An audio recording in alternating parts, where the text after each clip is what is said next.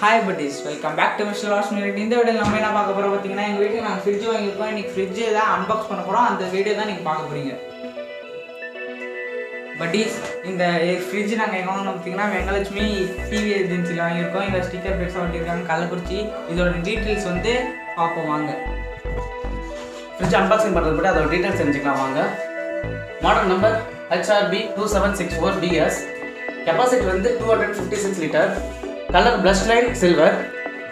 இதோட MRP பார்த்தீங்கன்னா 33,500. But நாங்கள் அந்த ரேட்டுக்கு வாங்கணும். நாங்கள் என்ன ரேட்டுக்கு வாங்கணும் அப்படின்ற டிஸ்கிரிப்ஷனில் தரோம், நீங்கள் அதை பார்த்துக்கோங்க. இதோட மேனுஃபேக்சர் டேட் வந்து எப்படின்னா ஜூலை 2020. கிராஸ் வெயிட் வந்து 56 லிட்டர் பல. பட் எங்கே மேனுஃபேக்சர் பண்ணியிருக்காங்க அப்படின்னா புனேயில் மகாராஷ்டிராவில். இது எப்படி ஹேண்டில் பண்ணணும், எப்படி கேர் பண்ணணுன்றது அதோட டீட்டெயில்ஸ் கொடுத்துருக்காங்க. நாங்கள் அப்படி தான் இதை இங்கே உள்ளே தூக்கிட்டு வந்தோம். என்ன கஷ்டப்பட்டு எங்களுக்கு தான் தெரியும். ஓகே வாங்க அன்பாக்சிங் போகலாம். அன்பாக்சிங் பண்ணுறதுக்கு முன்னாடி இதை சொல்ல மறந்துட்டேன். இது எங்களுக்கு ஃப்ரீயாக தான் கிடச்சிது. நாங்கள் நிறைய கடை ஏரியா இருக்கோம், எல்லாத்துக்கும் இது சார்ஜபிள் தான் பண்ணாங்க. பட் இந்த கடையில் ஃப்ரீயாக தான் கொடுத்தாங்க. டெலிவரி சார்ஜ் கூட ஃப்ரீ தான்.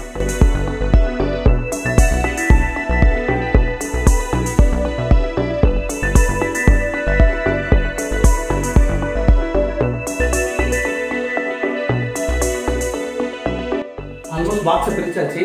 இனிமேல் இது ராப்பர் மட்டும் தான் பிரிக்கணும். ராப்பரை பிரித்து உள்ள என்ன இருக்குன்றதை பார்த்துருவோம்.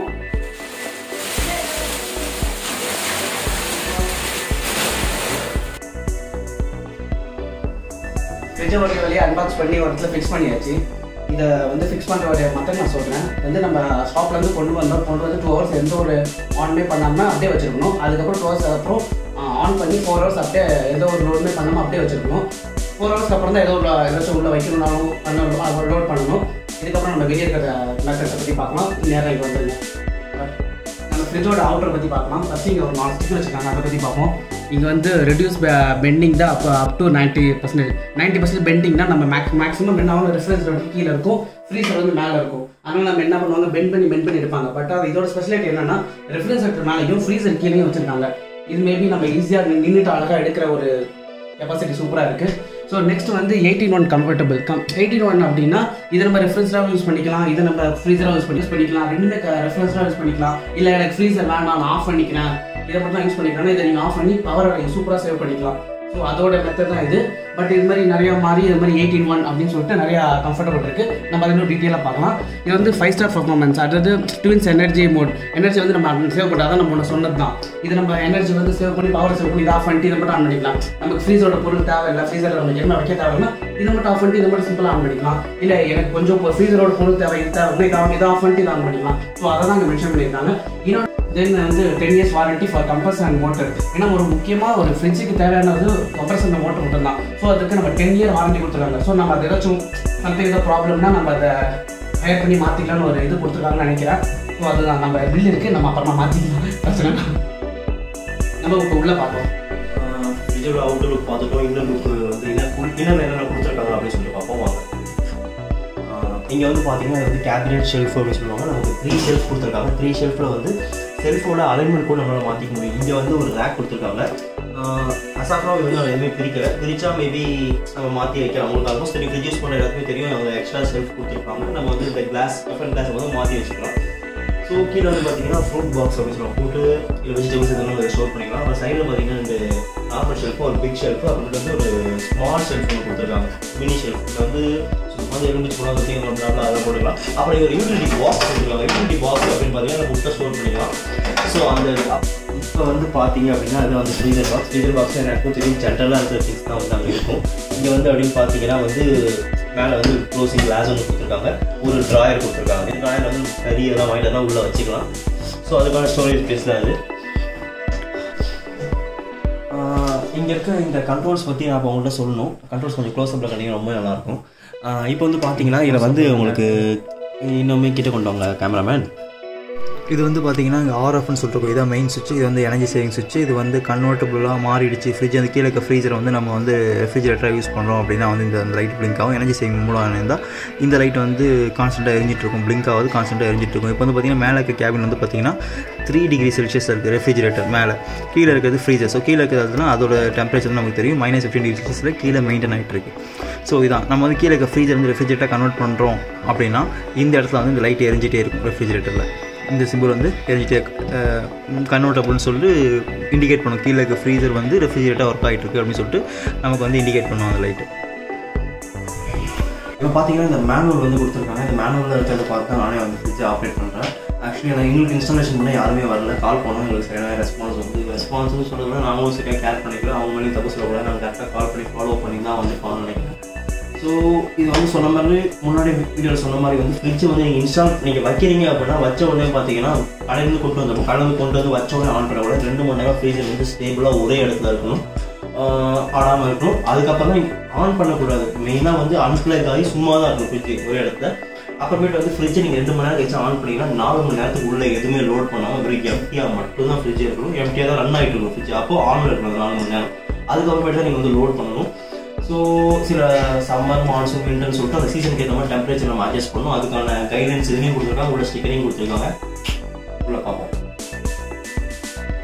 இப்போ வந்து பார்த்திங்கன்னா இது வந்து கீழே இருக்க ஃப்ரீசரோட டெம்பரேச்சர் வந்து -15 டிகிரி செல்சியஸில் மெயின்டைன் ஆகிட்டு இருக்குது அப்படின்னு சொல்லி வந்து இண்டிகேட் பண்ணுது. அதே வந்து இப்போ நம்ம ரெஃப்ரிஜரேட்டர் டெம்பரேச்சர் எப்படி செக் பண்ணணும் அப்படின்னா அதுனா ரெஃப்ரிஜரேட்டரோட கிளிக் பண்ணிங்க அப்படின்னா இந்த லைட் வந்து மேலே எரியும் பாருங்கள். அப்போ மேலே போயிடுச்சா, மேலே வந்து ரெஃப்ரிஜரேட்டர் வந்து 3 டிகிரி செல்சியஸும் கீழே ஃப்ரீசர் வந்து நம்ம 15 டிகிரி செல்சியஸும் பார்ப்போம். இப்போ தான் அதை எடிட் பண்ணணும்.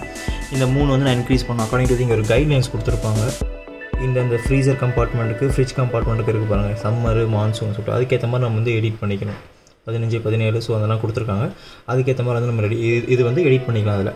ஸோ நான் இங்கே வந்துட்டேன். இப்போ வந்து பார்த்திங்கன்னா லைட்டு மேலே எரிஞ்சால் இது வந்து ரெஃப்ரிஜரேட்டர், கீழே எரிஞ்சால் ஃப்ரீசர். ஏன்னா ஃப்ரிட்ஜ்லேயும் அப்படி தான் இருக்குது. ஸோ அதனால தான் வந்து லைட் அப்படி கொடுத்துருக்காங்க.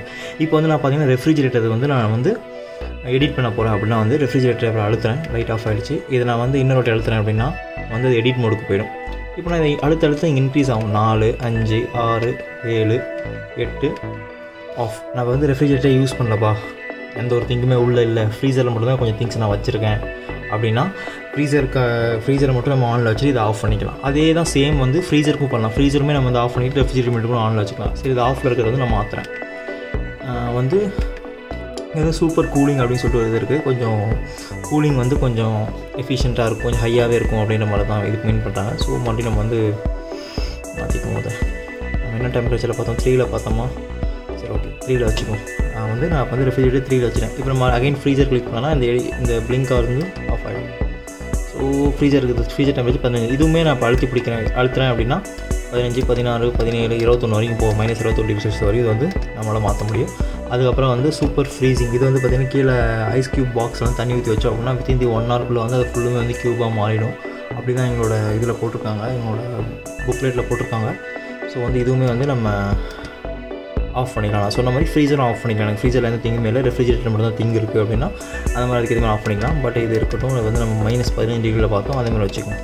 ஓகே, இந்த ஃப்ரிட்ஜோட வந்து மெயினான விஷயமே என்ன அப்படின்னு பார்த்தீங்கன்னா வந்து விஷயங்க, இந்த ஃப்ரிட்ஜோட மெயினான திங்கே என்ன அப்படின்னு சொல்லி பார்த்தோம் அப்படின்னா வந்து இது வந்து கன்வெர்ட்டபுள். ஃப்ரிட்ஜோட கன்வெர்ட்டபுள், அதான் வந்து கீழே இருக்க வந்து ஃப்ரீசரையுமே நம்ம ரெஃப்ரிஜரேட்டராக மாற்றிக்கலாம்.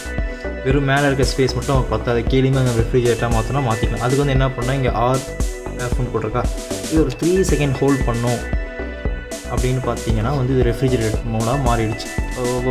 கன்வெர்ட்டபுள் 3 செகண்ட் ப்ரெஸ் பண்ணால் கன்வெர்ட்டபுள் மோடாக வந்து இது வந்து மாறிடுச்சு. கன்வெர்ட்டபுள் இப்போ வந்து கீழே இருக்க ஃப்ரீசருமே வந்து பார்த்திங்கன்னா வந்து ரெஃப்ரிஜரேட்டர் தான் ஒர்க் ஆகிட்டு இருக்குது. எப்படின்னு பார்த்தீங்கன்னா முன்னே வந்து 15 டிகிரி செல்சியஸ் இருந்து கீழே இப்போ வந்து 2 டிகிரி செல்சியஸாக மாறிடுச்சு. ஸோ வந்து மேலே வந்து 3 கீழே வந்து 2 இருக்குது. இது வேணால் நம்ம எடிட் பண்ணிக்கலாம்.